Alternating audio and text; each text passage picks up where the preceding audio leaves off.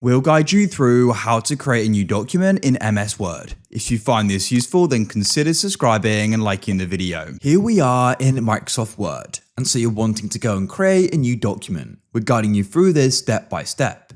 It's important you watch this full guide, as we're going to guide you through creating a new document, whether you currently already have a document open, or if you're just opening up Word for the first time and you haven't got anything currently open. So make sure you watch this full guide. So let's go and say that you've just gone and opened up Word. So you've gone and searched for it at the bottom of your computer or clicked on it, and then you're brought to a page like this. So what you can do is go and choose a template at the top, press more over to the right if you want, or what you can do is press blank document over to the left, and it'll then go and open up a new document.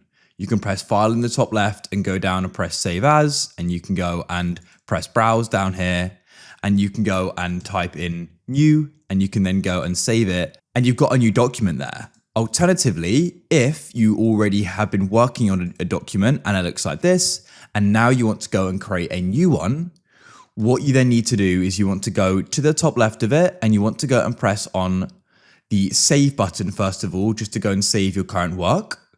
Next, you want to go to the top left and you want to go and press file, and you want to go and press blank document in home. Then what's going to happen is it's going to go and open up a new one. As you can see, you still have the one you're working on there.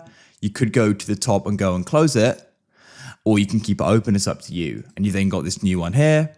And what we can then do is go and press file in the top left. We can go down and press save as, press browse, and you can then go and name it what you want. And we can go and save it where we need to. If you found this useful, then consider subscribing and liking the video.